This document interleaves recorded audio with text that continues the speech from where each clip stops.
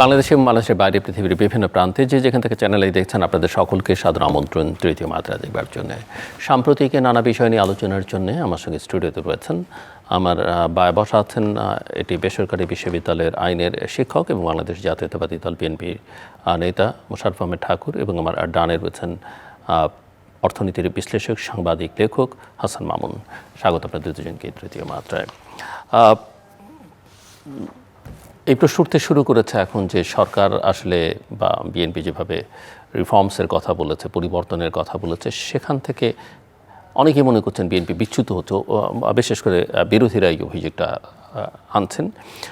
Civil সোসাইটিও খানিকটা আতঙ্কগ্রস্ত, বিশেষ করে কতগুলো 133টি অধ্যাদেশের মধ্যে, যেমন গতকালই সুপ্রিম কোর্টের সচিবালয় এবং বিচারক নিয়োগের অধ্যাদেশটি বাতিল করা হলো, এবং আরও বেশ কিছু ওই যে গুম, খুন, মানবাধিকার সংক্রান্ত, দুর্নীতি দমন কমিশন সংক্রান্ত অধ্যাদেশগুলো, এগুলো জনমনে নানা রকমের প্রশ্ন তুলছে যে বিএনপি তো আসলে তার যে অঙ্গীকার, সেই অঙ্গীকার থেকে দূরে সরে গেল কিনা, যাচ্ছে কিনা।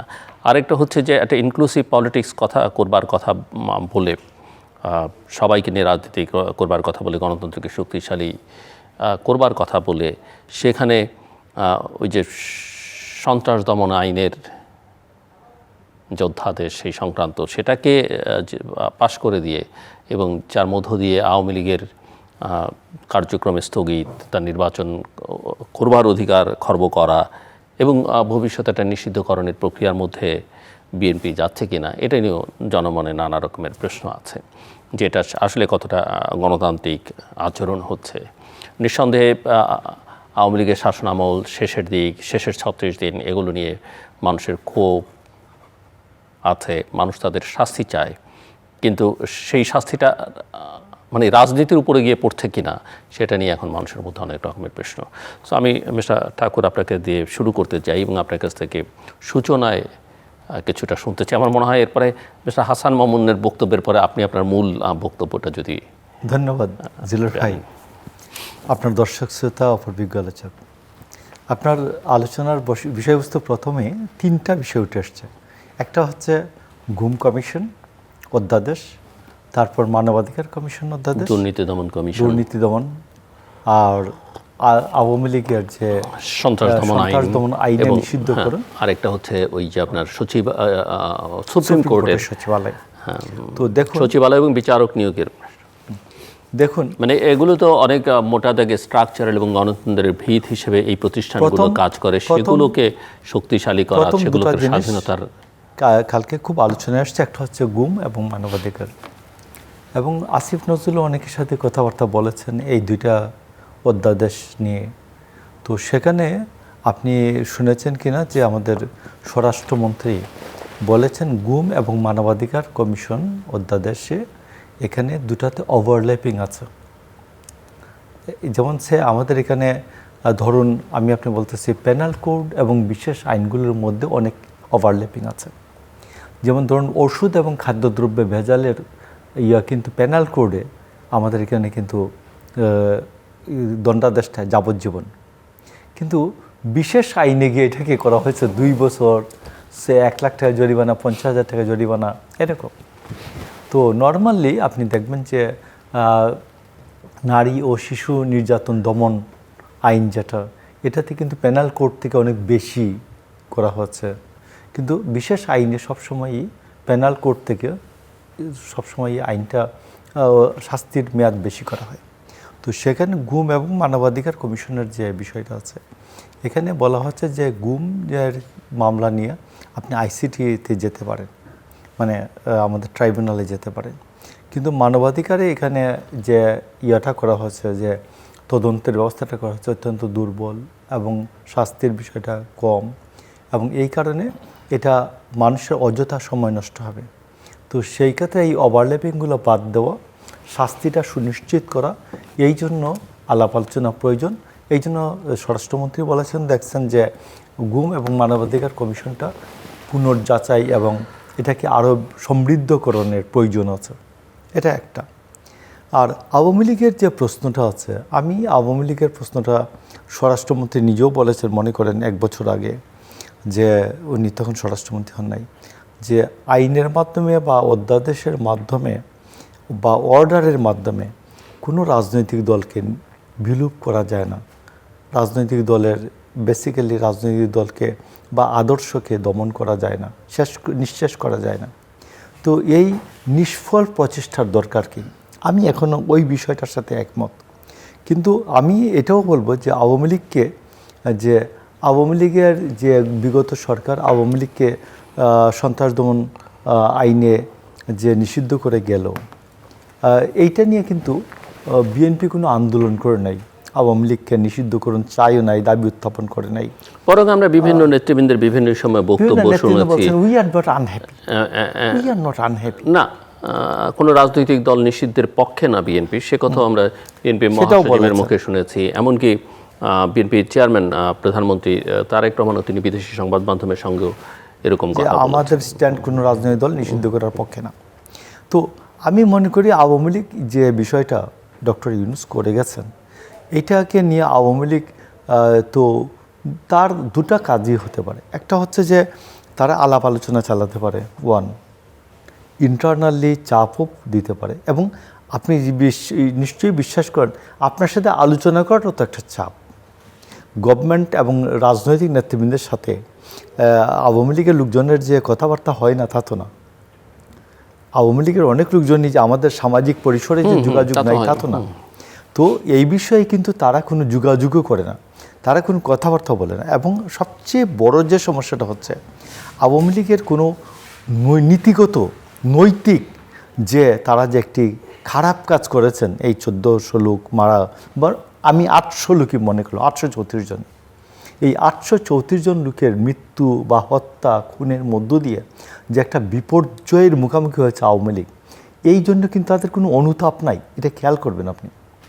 এবং আওয়ামী লীগ যে এটা একটা ভুল হয়েছে সেটা কিন্তু একটা সরকার মনে করলো একটা দল সন্ত্রাসী বা একটা সংগঠন সন্ত্রাসী, সরকার একটা সিদ্ধান্ত বিচারের আগে নিতে পারে কি না, দ্যাটস মাই কোশ্চেন। না, আমি মনে করি কিন্তু আইনটা তো সেরকমই করা হলো। এবং তো এইখানে আমার কথাটা হচ্ছে আওয়ামী লীগ এখনো যে তাদের এখন এই ক্ষেত্রে তো এইরকম ইস্যু উঠবে ভবিষ্যতে। ধরেন কেউ না কেউ তো হয়তো কালকে গিয়ে বলতে পারে যে জামাত তো এই করেছে, জামাত সন্ত্রাসী সংগঠন, নিষিদ্ধ করা হোক।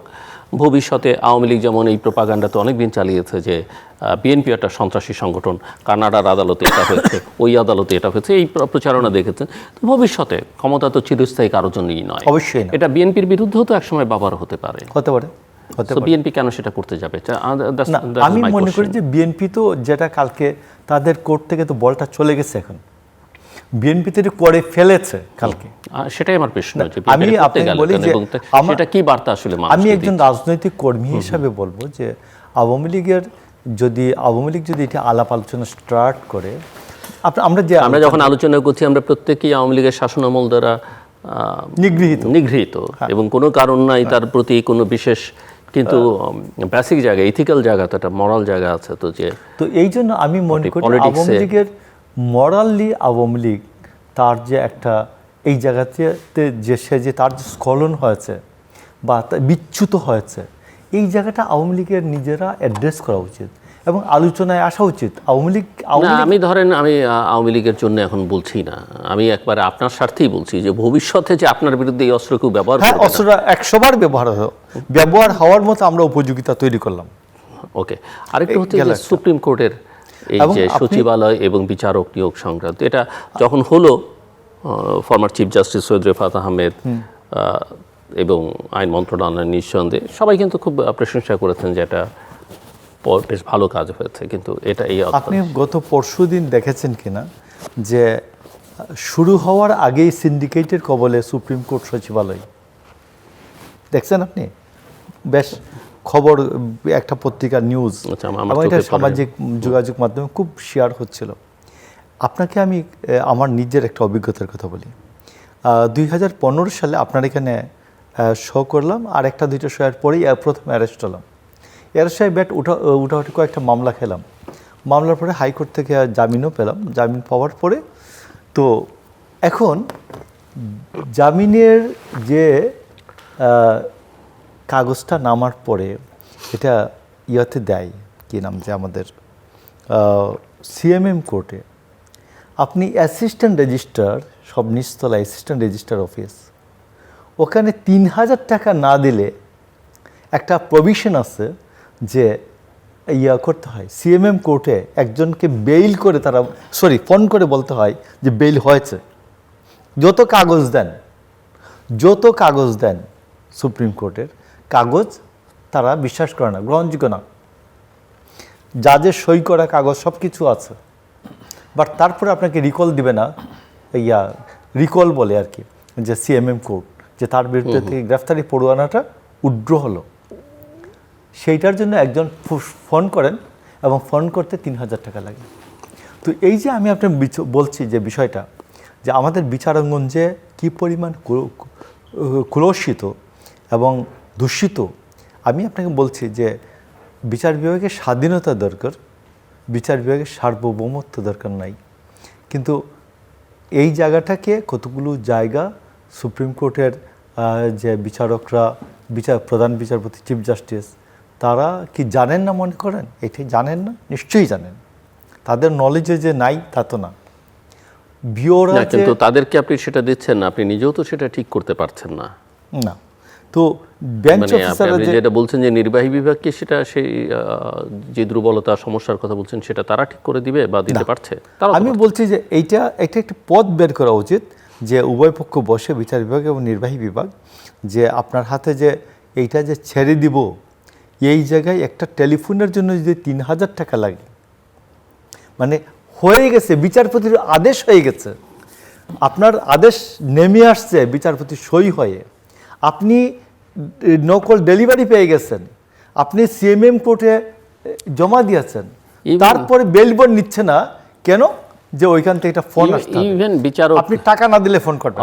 অভ্যুত্থানের পরে দেখলাম আমরা বিচারকদের তাড়িয়ে দেওয়া হলো মপ তৈরি করে, কিন্তু নিয়োগ যেভাবে দেওয়া হলো সেটাও তো কাম্য নয়, মানে কোনোটাই কাম্য নয়। তাড়িয়ে দেওয়াটা কাম্য নয়, এবং নিয়োগ যেটা হচ্ছে সেটাও তো প্রশ্নমুক্ত নয়, যথেষ্ট প্রশ্নবিদ্ধ। তো এই জন্য আমি মনে করি যে যেহেতু সময় আছে, এখনো সময় আছে, এবং পার্লামেন্ট তো আর এই 30 ডেজই শেষ হয়ে যাচ্ছে না, তো এটা লাস্ট সেশন এমন না যে এই এখন তো আবার ধরেন এই ভালো কাজগুলো হয়তো আপনি বলবেন যে আমরা তো অঙ্গীকার করেছি আমরা করব, আপনি কি 5ম বছরের মাথায় করলেন? আবার আমার মনে হয় না 5ম বছরের মাথায় করলে মানুষ আমাদেরকে ক্ষমা করবে। আমরা 31 দফা আছে, আমাদের নির্বাচনী ইস্তেহার আছে, নির্বাচনী ইস্তেহার এবং আপনার 31 দফা, এগুলোকে গুনে গুনে কাজ দ্রুত করা দরকার, এবং দ্রুত করে মানুষকে সুফল দিয়ে তারপরে মানুষের দরবারে যাওয়া দরকার যে আমরা এই কাজগুলি কিন্তু করেছি। Thank you mister Hasan Mamun. Zillur ভাই, আমরা তো জানি পার্লামেন্টে কি হচ্ছে। 133টা অধ্যাদেশ ছিল, তো এর মধ্যে 20টা অধ্যাদেশ উত্থাপনই করা হবে না এবং কার্যত এগুলো বাতিল হয়ে যাবে। তো যাই হোক, 98টা অধ্যাদেশ অবিকৃতভাবে তোলা হয়েছে এবং এগুলো আইনে পরিণত হচ্ছে। তারপরেও কিন্তু বিএনপি সমালোচিত। কারণটা হচ্ছে যে সংখ্যার বিচারে অনেক অধ্যাদেশ পাশ হলেও এবং কম অধ্যাদেশ আটকে গেলেও যে অধ্যাদেশগুলো আটকে যাচ্ছে সেগুলো কিন্তু বেশি আলোচিত। এবং একটা সংবাদপত্র শিরোনাম করেছিল মাঝে, এটা আলোচিত হয়েছে, সেটা হলো যে ক্ষমতা বাড়ানোর অধ্যাদেশগুলো পাশ হচ্ছে না, এবং মানে ক্ষমতা বাড়ানোর অধ্যাদেশগুলো পাশ হচ্ছে কিন্তু জবাবদিহির অধ্যাদেশগুলো আটকে যাচ্ছে। তো বিএনপি যেহেতু দেশ পরিচালনা করছে এবং গণ অভ্যুত্থানের পরে একটা বিশেষ পরিস্থিতি, একটা প্রত্যাশার চাপের মধ্যেও সরকার আছে, তো এই দিকে অবশ্যই নীতি নির্ধারকদের আমার মনে হয় যে নজর রাখতে হবে। যে অধ্যাদেশগুলো মানে কার্যত বাতিল হয়ে যাচ্ছে সেগুলো পরে বিএনপি তার মতো করে তুলবে, এরকম প্রত্যাশা বা এরকম অঙ্গীকার আছে বলা হচ্ছে। তো সেইগুলো তারা, আপনি বললেন যে মানে মেয়াদের শেষ সময়ে না করে কিনা, এই প্রত্যাশা, এই প্রশ্ন আছে। এখন আমরা করব বলে ঝুলিয়ে রাখা, এটা বিলম্ব করা অবশ্যই উচিত হবে না। বিএনপি অবশ্যই তার দৃষ্টিভঙ্গি থেকে বিল আনবে, সেটা সব মানে ট্রেজারি বেঞ্চই করে থাকে। তো তখন এগুলো নিয়ে নতুন করে আলোচনা করা যাবে যে তাদের দৃষ্টিভঙ্গিটা আসলে কি। এখন মানে সন্দেহ ও বিশ্বাস থেকে আসলে আলোচনাটা হচ্ছে। এই যে বলা হচ্ছে যে বিএনপি তো আওয়ামী লীগ হয়ে যাচ্ছে, মানে এই সমালোচনা চলতেই থাকবে। যারা সমালোচনা করছে তাদেরকে গালমন্দ করে লাভ নাই, কারণ তারা তো অভিজ্ঞতা নিরিখেই এই কথাগুলো বলছে। আমরা তো গণ অভ্যুত্থান এই প্রথম দেখলাম না, আগেও হয়েছে গণ অভ্যুত্থান। বিএনপির একজন বোধহয় এমপি বলেছেন যে 3টা ট্রফি তাদের হাতে। তো 90-এর গণ অভ্যুত্থানের কথাও বলেছেন, 71 এবং 71-এর কথা বলেছেন। জি, তো ঠিক আছে, 71-এ বিএনপি ছিল না, পরে গঠিত হয়েছে, কিন্তু বিএনপির প্রতিষ্ঠাতা তো 71-এ একটা বড় ভূমিকা রেখেছেন। এখন তাদের কাছে প্রত্যাশা থাকবে যে যেহেতু বিএনপি নিজেও গণ অভ্যুত্থানের দল, গণ অভ্যুত্থানে অংশ নিয়েছে এবং তাদের কর্মী সমর্থক বেশি নিহত হয়েছে, আর বিএনপির নিজেরও অঙ্গীকার ছিল সংস্কারের 31 দফা, যখন সংস্কারের বিষয়টা আলোচিত ছিল না। এমনকি আজকে যারা সংস্কার ব্যাপারে বেশি উদ্যোগী বা উৎসাহী, জামায়াতে ইসলামী, তারা কিন্তু গণ অভ্যুত্থানের আগ পর্যন্ত সংস্কার নিয়ে কোনো কথা বলেনি। আমি বোধহয় ভুল বলছি না, কোনো কথা তাদের মুখ থেকে শোনা যায়নি। তারা একটা বিষয়ে মানে দাবি করে যে তত্ত্বাবধায়ক সরকারের কনসেপ্টটা তাদের মাথায় এসেছিল, সেটা যদি হয়েও থাকে সেটা একটাই, কিন্তু সংস্কারের কোনো এজেন্ডা তাদের ছিল না, বরং বিএনপির এজেন্ডা ছিল। ফলে বিএনপির আমি মনে করি উচিত হবে না যে সংস্কার বিরোধী দলের যে তকমা সেটা গায়ে নিজে থেকে উদ্যোগী হয়ে লাগানো।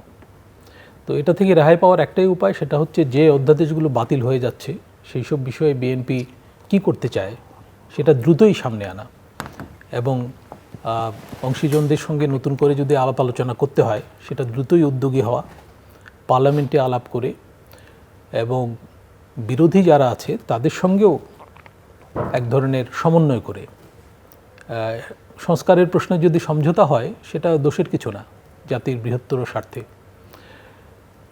তো জামায়াতে ইসলামীকে অভিযুক্ত করে লাভ নাই যে তোমরা আগে তো সংস্কারের কথা বলোনি, এখন কেন বলছো, আমাদেরকে বিপদে ফেলার জন্য বলছো। সেটা যদি পলিটিক্যাল ট্যাকটিক্স হয় হতে পারে। বলা হচ্ছে যে এনসিপিকে সঙ্গে রাখার জন্য জামায়াত সংস্কারে উদ্যোগী হয়েছে, এটা একটা রাজনৈতিক কৌশল। একজন সেদিন বলছিলেন, বোধহয় রাষ্ট্র সংস্কার আন্দোলনের আমাদের হাসনাত কায়ুম ভাই একটা শোতে বলছিলেন যে সংস্কার আলোচনায় জামায়াতকে কনসিস্টেন্ট দেখি নাই, কখনো আলোচনা ফেলে রাজপথে চলে গেছে। তারা তো আন্দোলনেও ছিলেন অন্তর্বর্তী আমলে, এবং তারা অনেক প্রশ্নেই সোচ্চার ছিলেন যেগুলোতে তারা পরে স্টিক করেননি। যেমন স্থানীয় সরকার নির্বাচন ছাড়া জাতীয় হতে দেওয়া যাবে না, হতে দেওয়া যাবে না, এইসব পিআর ছাড়া, জি জি পিআর আগে সিদ্ধান্ত হতে হবে, তাহলে গণভোট আগে, নির্বাচন পরে, আলাদা করে হতে হবে। তো তারা কিন্তু কোথাও স্টিক করেননি। এমনকি জুলাই সনদ স্বাক্ষরের বিষয়েও তারা রাজনৈতিক মিত্রকে ফেলে রেখে তারা কিন্তু স্বাক্ষর করে ফেলেছিলেন। রাজনৈতিক মিত্র এনসিপি তো নির্বাচনের পরে একটা স্টেজে এসে স্বাক্ষর করেছে। যাই হোক, সেগুলো টেকনিক্যাল ইস্যুস।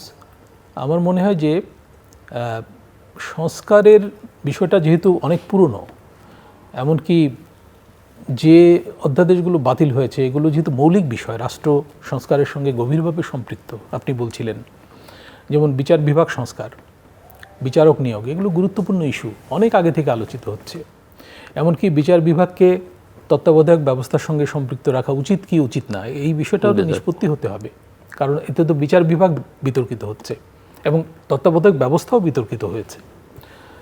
আর উচ্চকক্ষের ব্যাপারে একটা জাতীয় প্রত্যাশা ছিল বিএনপিরও, তো সেটা নিয়ে বিএনপির একটা অবস্থান আছে যে কিসের ভিত্তিতে, ভোটের ভিত্তিতে নাকি আসনের ভিত্তিতে।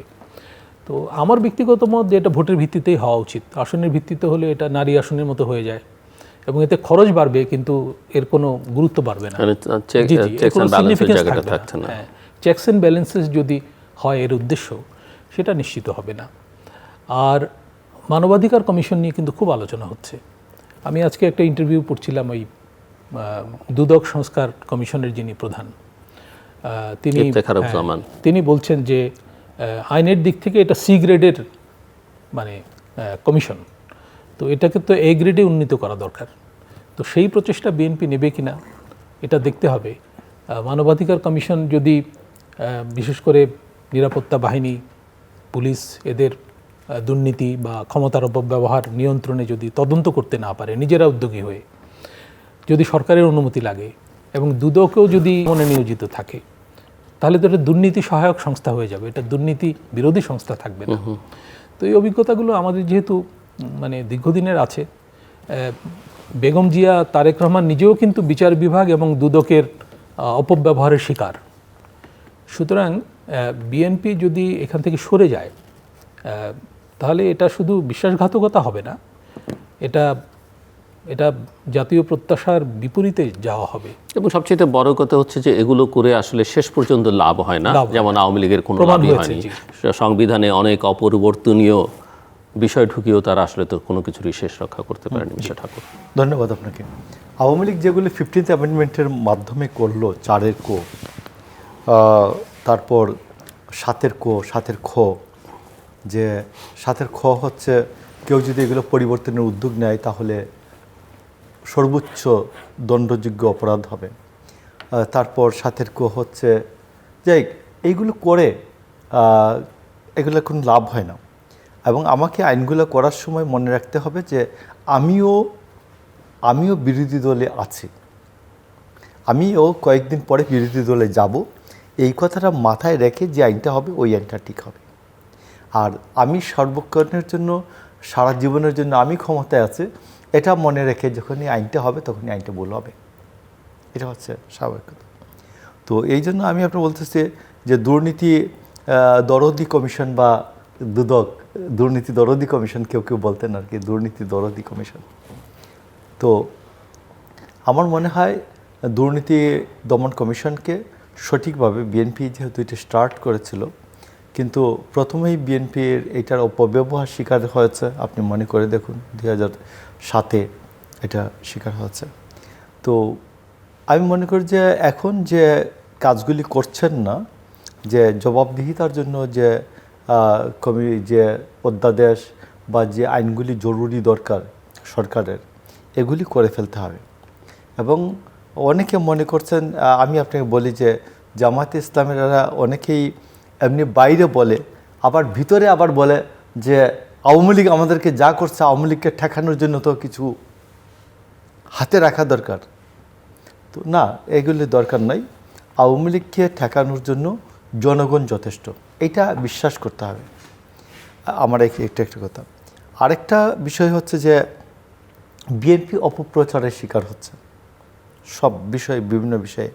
যেমন ধরুন এই যে বিএনপি সংস্কার বিরোধী, বিএনপি সংস্কার বিরোধী এই বিষয়টা, যখন কেউ সংস্কারের কথা চিন্তা করে নাই তখন বিএনপি সংস্কারটা ইন্ট্রোডিউস করেছে। মানে আইডিয়াটা, প্রস্তাবনাগুলো সামনে নিয়ে আসছে, এখন ইমপ্লিমেন্ট করছে কিনা সেটা হলো দেখার। এখন ইমপ্লিমেন্ট করার দায়িত্বটা তাকে নিতে হবে, যেহেতু তারা গভর্নমেন্টের সামনে আসছে। আরেকটা হচ্ছে যে জুলাই সনদ, যে জুলাই সনদ বিএনপি বাস্তবায়ন করতে চায় না। আপনি দেখুন যে জুলাই সনদ এবং জুলাই সনদ ও সংবিধান সংস্কার বাস্তবায়ন আদেশ দুটো আলাদা জিনিস, একবারই দুটো আলাদা জিনিস। জুলাই সনদটা হচ্ছে নিজেদের মধ্যে আলাপ আলোচনা, ঐক্য প্রক্রিয়া, এটার মধ্য দিয়ে জুলাই সনদ তৈরি হয়েছে। আর জুলাই অধ্যাদেশটা যেটা, আদেশটা যেটা, জুলাই আদেশ সনদ ও সংবিধান সংস্কার বাস্তবায়ন আদেশ, এইটা হচ্ছে সংশয়, সন্দেহ, অবিশ্বাস থেকে। দুটার উৎপত্তি, শানে নজরুল আলাদা। একটা হচ্ছে ঐক্যমতের ফসল বা ঐক্যমতের কাছাকাছি যাওয়ার ফসল, আরেকটা হচ্ছে সন্দেহ, অবিশ্বাস, যে এটা বাস্তবায়ন করবে না। তো বিএনপি এখনও যেটা বলছে যে এইটা আমি অক্ষর অক্ষরে পালন করব। আমি অক্ষর অক্ষরে পালন করার দরকার নাই, লাইনে লাইনে পালন করলেই হলো, লাইনে লাইনে পালন করলেই তো খুশি মানুষ। তো এই জন্য আমি আপনি বলছি যে এই জিনিসটা বিএনপিকে বা সরকারকে, আপনি জানেন যে সবসময়ই যে সরকারি দল থেকে সরকারি দল যদি 100 পাওয়ারের লাইট হয়, ওটা 1000 পাওয়ারের লাইট হয়ে যায় সরকার, যার ফলে সরকারের নিচে আর সরকারি দলকে দেখা যায় না। এই অবস্থা থেকে বিএনপিকে বেরোতে হবে এবং এই অপপ্রচার রোধে যে বিএনপির দলীয় যে কার্যক্রমকে জোরদার করা, যারা কথা বলতে পারেন তাদের সাথে আলাপ আলোচনা শেয়ার করা, এবং এটা কিন্তু অনেক ক্ষেত্রে বন্ধ হয়ে যায়। গভর্নমেন্টে যাওয়ার পরে সরকারে যারা কর্তৃত্বে থাকেন, যারা সরকারের পক্ষে খুব বলতে পারেন না সঙ্গত কারণে, আর যারা বলেন এদের সাথে এই বিষয়গুলো শেয়ার হয় না। এই যে জটিলতাটা, এটাকে আমার মনে হয় অতিক্রম করা দরকার এবং দলের পক্ষে এই যে অপপ্রচার যে হচ্ছে সরকারের বিরুদ্ধে, ফাইনালি দল এটার ভাগিদার হবে দল। সরকার যখন থাকবে না তখন কি দলই আসবেন, এই সব সরকারি কর্তৃত্বটাই তো দলে আইসা বসবেন এই ইয়া নিয়ে, দুর্ভাগ্যটা নিয়ে দলে ফেরত আসবেন। তো এই জন্য আমি মনে করি যে দলের নেতৃবৃন্দের সাথে এইগুলো আলাপ আলোচনা শেয়ার করা দরকার এবং এই অপপ্রচারকে রোধ করার জন্য কাজকর্ম জোরদার করা দরকার। মিস্টার হাসান মামুন, যদি এখানে কিছু কন্টিনিউ করবার জন্য আপনি বলতে চান বলতে পারেন, কিন্তু আমি একই সঙ্গে যেহেতু অর্থনীতি আপনার বিষয় এবং গোটা বিশ্বই একটা ক্রাইসিসের মধ্য দিয়ে যাচ্ছে এবং বাংলাদেশ তো একটা ধ্বংসস্তূপের মধ্য থেকে এই নতুন সরকার যাত্রা শুরু করেছে, কিন্তু মানুষ আসলে কতদিন এটা বুঝতে চাইবে বা ওই একই বক্তব্য কতদিন শোনার ধৈর্য থাকবে। সো এই জায়গায় আপনি ইকোনমিক গভর্নেন্সের ক্ষেত্রে বা তার যে পারফরমেন্স বা ডেলিভার করা বা কি পয়েন্টসগুলোতে যাদেরকে বসানো হচ্ছে সেই লিডারশিপ সম্পর্কে আপনার জন্য কোনো অবজারভেশন থাকে? জি জিল্লুর ভাই, ঠাকুর ভাইয়ের মানে বক্তব্যের সূত্র ধরে আমি শুধু একটা কথাই বলতে চাই যে সরকারের মানে উচিত হবে শুধু রাজনৈতিক সংস্কারের বিষয়াবলী না, অর্থনৈতিক সংস্কারে কিন্তু উদ্যোগী হয়নি অন্তর্বর্তী সরকার। অর্থনৈতিক সংস্কার কমিশন করেনি এবং যেসব ব্যাপারে যায়নি, যেমন শিক্ষা কমিশন করেনি, তারপর কিছু কমিশন করেও সেগুলো অবহেলিত ফেলে রেখেছিল, যেমন নারী কমিশনের বিরুদ্ধেই তো এক পর্যায়ে সরকারের যারা মিত্র রাজনৈতিক শক্তি তারা অবস্থান নিয়েছিল, বড় জমায়েত করে গালিগালাজপূর্ণ ভাষণ করেছিল আর কি। তারপর হচ্ছে যে যেসব বিষয়ে ইনভেস্টিগেশন হয়নি, যেমন মাজারে হামলা, প্রায় শখানেক মাজারে হামলা হয়েছে 1.5 বছরে, এগুলো ইনভেস্টিগেট করেই কিন্তু দায় দায়িত্ব নির্ধারণ করতে হবে। এবং যেসব মব ভায়োলেন্স হয়েছে, হত্যাকাণ্ড হয়েছে, সেগুলো নিরপেক্ষভাবে ইনভেস্টিগেট করা প্রয়োজন। মানে আওয়ামী লীগ ঠেকানোর নাম করে যারা মব করেছে তাদেরকে প্রিভিলেজ দেয়া বা তাদেরকে ছাড় দেওয়া, এটা উচিত হবে না, আমি এটা বিশেষভাবে বলতে চাই। আর আপনি যে প্রসঙ্গটা তুললেন অর্থনীতি ব্যবস্থাপনা, নতুন সরকার তো দায়িত্ব গ্রহণ করেই একটা সংকটে পড়েছে। বিশেষ করে সংকটটা এসছে বাইরে থেকে, আমরা জানি ইরান যুদ্ধের ফলে এখানে জ্বালানি পণ্য নিয়ে সংকট দেখা দিয়েছে এবং এই সংকটটা এখনও আছে। যদিও একটা যুদ্ধবিরতি হয়েছে 2 সপ্তাহের, কিন্তু এটা মনে হয় যে শুরুতে আবার হোঁচট খেয়েছে। বিশেষ করে লেবাননে কালকে আমরা যখন অনুষ্ঠান করছি তো সেই অনুযায়ী গতকাল যে হামলা হয়েছে ভয়াবহ, মানে স্মরণকালের ভয়াবহতম হামলা, 250-র বেশি মানুষ মেরে ফেলা হয়েছে, অল্প সময়ের মধ্যে অসংখ্য বোমা হামলা চালানো হয়েছে। তো এবং গাজাতেও সাংবাদিক হত্যার ঘটনা ঘটেছে। ইসরায়েল কিন্তু যুদ্ধবিরতি মানছে না এবং ইসরায়েল এই প্রক্রিয়ার মধ্যে নাই দৃশ্যত। ইসলামাবাদে যে বৈঠক ডাকা হয়েছে শান্তি আলোচনা, সেখানে ইসরায়েল কিন্তু আমন্ত্রিত না বা ইসরায়েল আসছে না। ইসরায়েল বলছেও যে আমরা লেবাননকে এর অন্তর্ভুক্ত করব না, কিন্তু লেবানন তো এর পার্ট অফকোর্স। জি, ইরানে যত লোক মারা গেছে যুদ্ধে হামলায়, লেবাননে তার প্রায় অর্ধেক লোক মারা গেছে। তা আমরা জানি লেবাননে ঘটনা কি, হিজবুল্লাহ আছে ওখানে, ইরান সমর্থিত মিলিশিয়া, তাদের সঙ্গে দীর্ঘদিনের বিরোধ ইসরায়েলের। ইসরায়েল কিন্তু লেবাননের একাংশ দখল করে নেওয়ার প্রক্রিয়াতেও আছে। তো যাই হোক, মনে হয় না যে যুদ্ধবিরতিটা খুব কার্যকর হবে। আর ইরান বোধহয় একটা এসপার করতে চায়। ইরান যেসব শর্ত দিয়েছে 10 দফা, সেগুলো আমেরিকার পক্ষে মেনে নেওয়া খুবই কঠিন, এর অর্ধেকও মেনে নেওয়া বোধহয় কঠিন। তো আর হরমুজ নিয়ে তো সংকট রয়েই গেছে, হরমুজে কি হবে আমরা জানি না। ইরান চাচ্ছে ওখানে টোল আদায় করতে, মানে একটা রাজস্ব ব্যবস্থা কায়েম করতে, ওখানে সার্বভৌম ক্ষমতা দাবি করছে। তো এর ফলে জাহাজ ভাড়া এবং পরিবহন ব্যয় বেড়ে যেতে পারে দুনিয়া জুড়ে এবং এটা একটা স্থায়ী বিষয়ে পরিণত হতে পারে। যাই হোক, তারপরেও যদি যুদ্ধটা বন্ধ হয় আমাদের জন্য খুবই ভালো হয়, কারণ আমরা তো মানে জ্বালানি তেল নির্ভর, 95% ক্ষেত্রে আমাদের জ্বালানি তেল আনতে হয় এবং আমরা ক্রুড অয়েল যদি আনতে না পারি হরমুজ দিয়ে, তাহলে আমাদের ইস্টার্ন রিফাইনারিও চালু রাখতে পারি না। এটা চালু রাখতে না পারলে আমাদের মানে পেট্রোল এবং অকটেনের সংকট তীব্র হবে। আজকে একটা ভালো খবর আছে যে 2টা জাহাজ এসছে, একটা হচ্ছে ফার্নেস অয়েল নিয়ে এবং আরেকটা হচ্ছে অকটেন নিয়ে। তো আমরা ফিলিং স্টেশনে যে সংকটটা দেখি, লম্বা লাইন, এটা কিন্তু মেইনলি অকটেনকে ঘিরে। অকটেনের চাহিদা বেড়েছে কারণ ইঞ্জিন ভালো রাখার জন্য পেট্রোলের বদলে অকটেন ব্যবহার করে। তো এখন আবার পাশাপাশি দেখা যাচ্ছে যে কনভার্সন বেড়ে গেছে, ওই যে সিএনজি এবং ইয়েতে, যাই হোক, সিএনজি কনভার্সন বেড়ে গেছে। তো অনেকের মধ্যে আতঙ্ক যে এটা একটা স্থায়ী সংকট হবে। তো এই অবস্থায় সরকারকে অতিরিক্ত দামে জ্বালানি আনতে হচ্ছে এবং এটা সরকারের উপর একটা ব্যয়ের চাপ বাড়াচ্ছে। ভর্তুকি অনেক বেড়ে যাচ্ছে, যে ভর্তুকি দেওয়া হয়েছিল সেগুলো শেষ হয়ে গেছে, নতুন করে ভর্তুকি দিতে হবে। সরকারকে মানে বাইরে থেকে, দাতা সংস্থার কাছ থেকে অতিরিক্ত সহায়তা নিতে হতে পারে, সে চেষ্টাও চলছে। $2 থেকে $3 বিলিয়ন সরকার চেষ্টা করছে রিজার্ভে হাত না দিতে, কারণ রিজার্ভ তো শুধু জ্বালানির জন্য না, রিজার্ভ তো আমদানি ব্যয় মেটানোর জন্য, এবং আমাদের অনেক কিছু আমদানি করতে হয়, এমনকি চাল বাদে সব খাদ্যশস্য আমদানি করতে হয়। আমাদের এখানে কিন্তু মানে ভোজ্য তেলের সংকটও দেখা দিয়েছে। ভোজ্য তেল কোম্পানিগুলো তারা বলছে যে তাদের পোষাচ্ছে না, দাম বাড়ানোর চাপ দিচ্ছে তারা। আর আমদানিকৃত অনেক পণ্য সামগ্রীর দাম, মশলার দাম, খাতুনগঞ্জ থেকে খবর আসছে যে দাম বৃদ্ধি হচ্ছে। শুধু দেশে উৎপাদিত পণ্য সামগ্রীর দাম এখনও কম, কিন্তু যদি এই জ্বালানি সংকটে আমাদের পরিবহন ব্যয় বাড়তে থাকে তাহলে দেশে উৎপাদিত পণ্য সামগ্রীর দামও বাড়বে। আরেকটা হলো যে গরম শুরু হয়ে গেছে, এই যে উষ্ণতম মাস কিন্তু এটা এপ্রিল মে গরম বাড়তে থাকবে। বৃষ্টি বাদল শুরুর আগ পর্যন্ত যদি গরম বাড়ে, বিদ্যুতের চাহিদা বাড়বে, এবং বিদ্যুৎ আমাদের তো আমদানিও করতে হয় ইন্ডিয়া থেকে। তো এইখানে কিন্তু ভারতের সঙ্গে সহযোগিতার বিষয়টাও নতুন করে এসছে। আমরা জানি আমাদের ফরেন মিনিস্টার এবং ফরেন অ্যাডভাইজার এখন ইন্ডিয়াতে অবস্থান করছেন, আরেকটা কনফারেন্সে যাবেন। তো সেখানে কিন্তু জ্বালানি নিরাপত্তার বিষয়টা আলোচিত হয়েছে।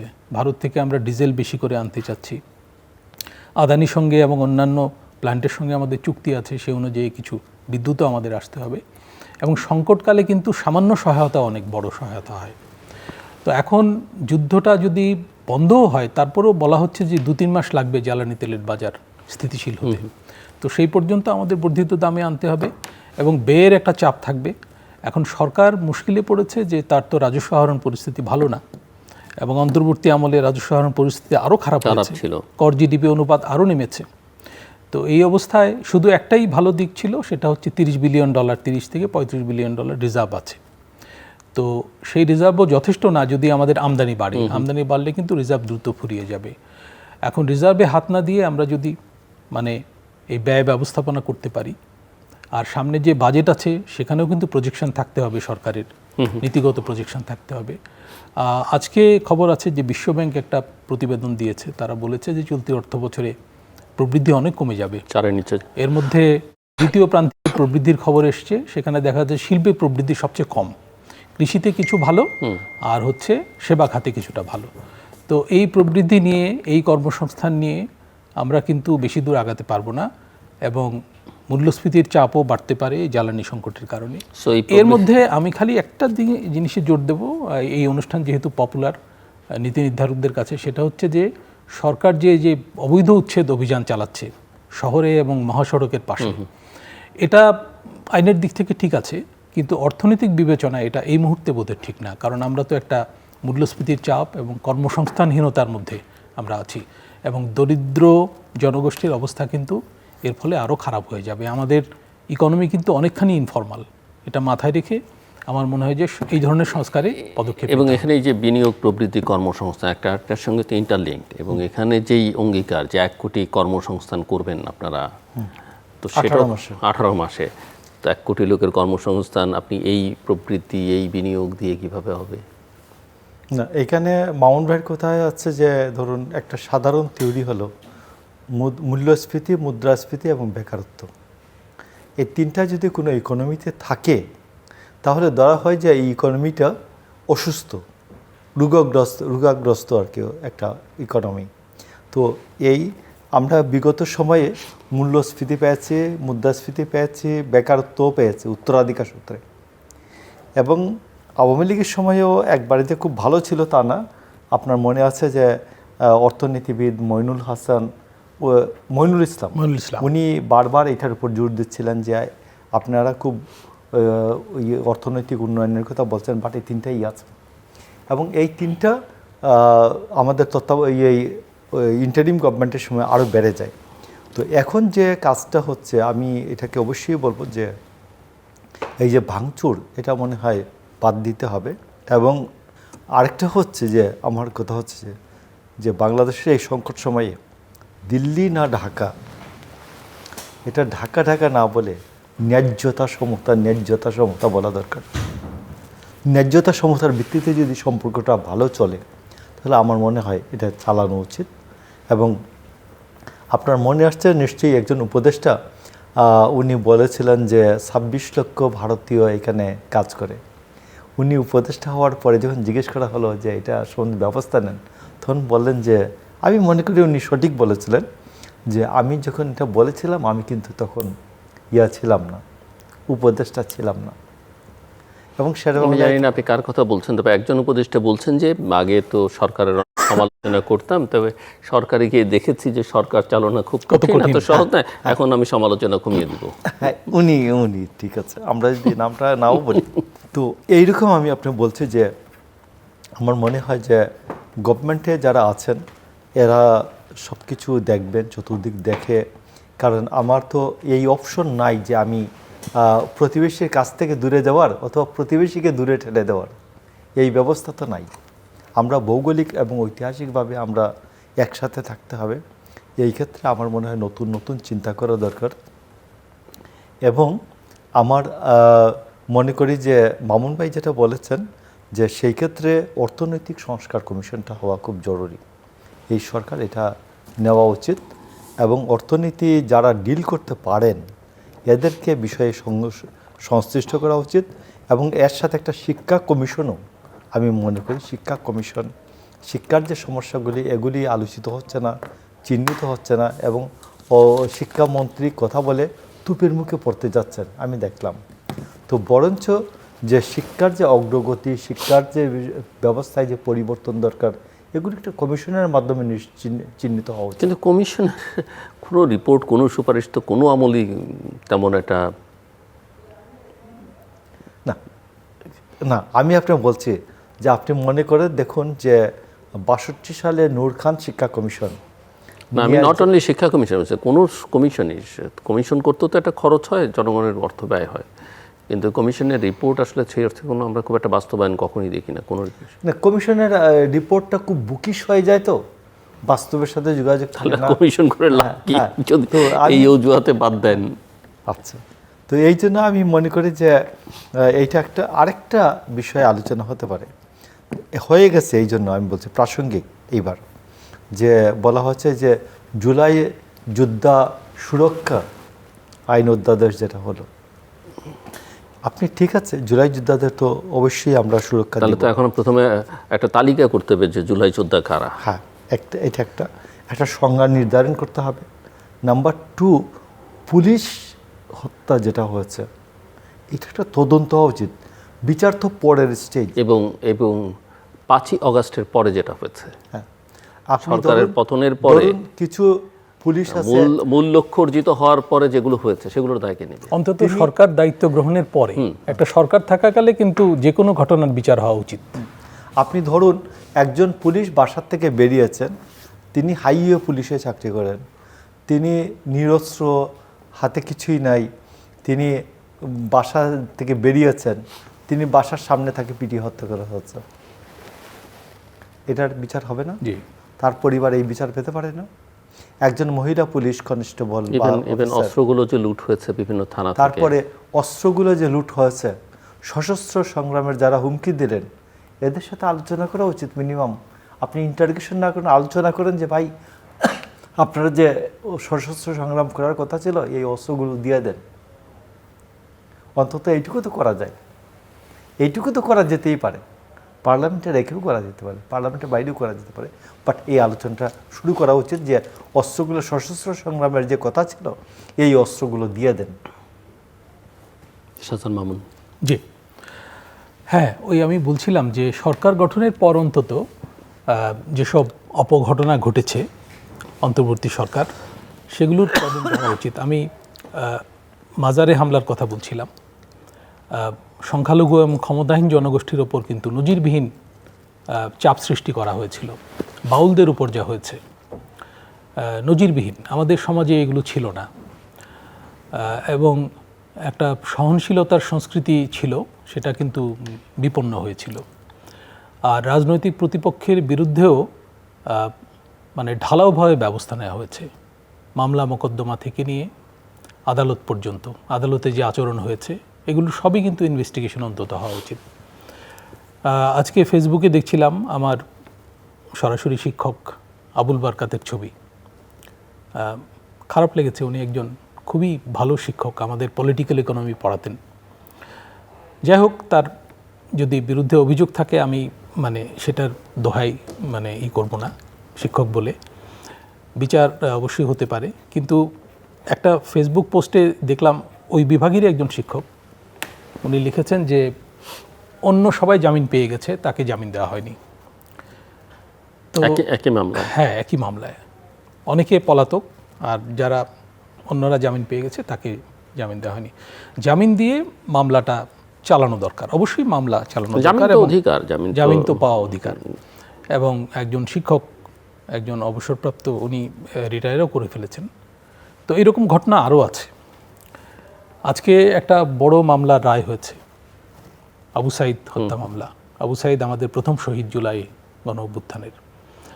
এবং আমি তো মনে করি এই অভ্যুত্থানের যদি মূল কৃতিত্ব, মূল নায়ক বলতে হয় আবু সাইদকেই বলতে হবে, কারণ আবু সাইদই আসলে সবার ভয়টা কাটিয়ে দিয়েছিল, সবাইকে মোড়টা করিয়ে এবং বীরোচিত মৃত্যু তার।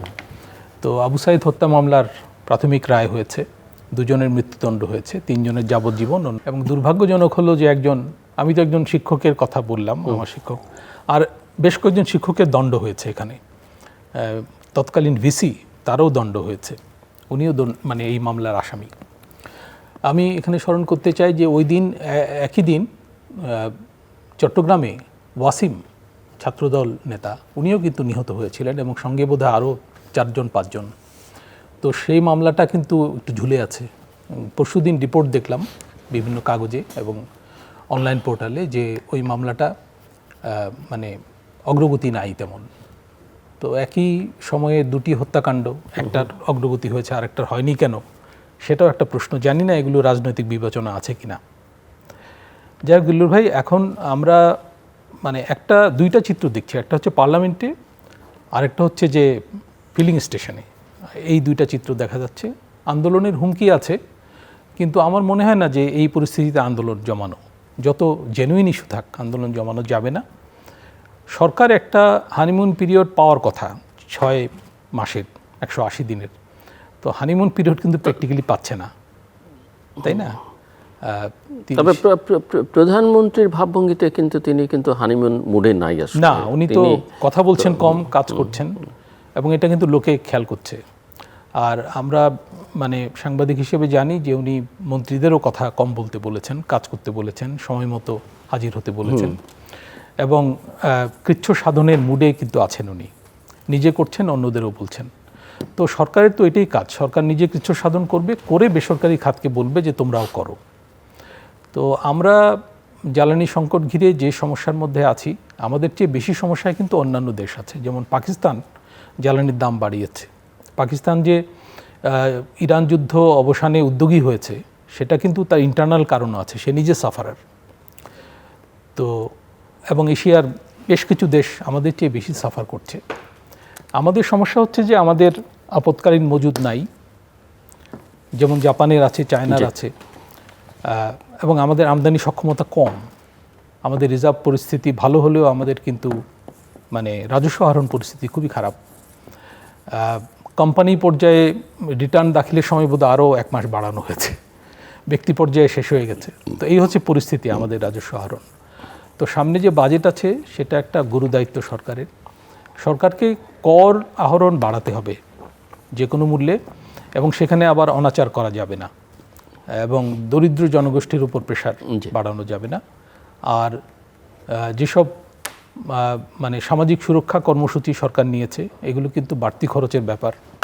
এই যে কৃষক কার্ড, ফ্যামিলি কার্ড, জি, এমন স্বাস্থ্য কার্ডের কথাও আলোচনায় আছে। তো এইগুলো তো খরচের ব্যাপার। তো এই খরচ কোত্থেকে হবে, এটা একটা বড় চিন্তার বিষয়। অঙ্গীকার একটু বুঝে শুনে করা ভালো, এবং এর বাস্তবায়নের জন্য রাজনৈতিক বিবেচনা কম প্রাধান্য পায়, বা একেবারেই প্রাধান্য না পায়, আর বিতরণ ব্যবস্থার যে সংকট আমাদের আছে সেটা যেন আমাদের উদ্দেশ্যকে খর্ব করে না দেয় সেদিকে মিস্টার ঠাকুর, আমরা শেষের দিকে।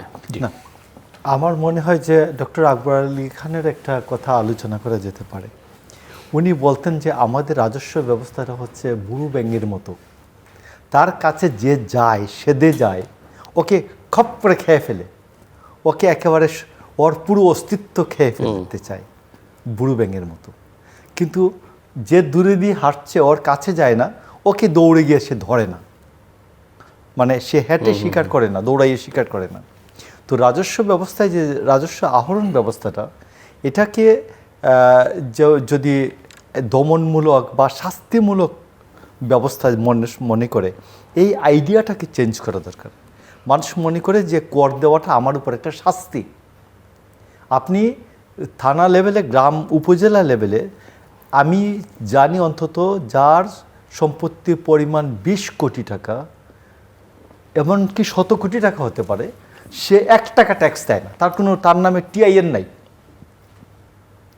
তো এইগুলো বের করবে কে? এইগুলো বের করার দায়িত্ব তো আমাদের রাজস্ব ব্যবস্থার। তো এইটাকে চেঞ্জ করা উচিত এবং মানুষকে মনে করিয়ে দেওয়া উচিত যে তুমি যে 1 টাকা ট্যাক্স দাও, এটা তোমার জন্য দাও, তোমার সন্তানের জন্য দাও, তোমার আত্মীয় যে মেডিকেল কলেজে পড়ে, ইঞ্জিনিয়ারিং পড়ে, স্কুলে পড়ে, ওর জন্য দাও। মানুষের মধ্যে এই চেতনাটা তো নাই। আর না হলে আমাদের ধরুন ঢাকার পার্শ্বে একটা জেলা শহরের নাম বলি, নারায়ণগঞ্জ। নারায়ণগঞ্জের মানুষ যে পরিমাণ গুন্ডা ফিস দেয়, পাড়ায় পাড়ায় গুন্ডা ফিস দেয়, ঠিক এই পরিমাণ টাকা দিয়ে তারা একটা বিশাল বাহিনীর কমিউনিটি পুলিশ পালন করতে পারে। আমি এই আইডিয়াটা চেঞ্জ করতে বলব, 1 নম্বর।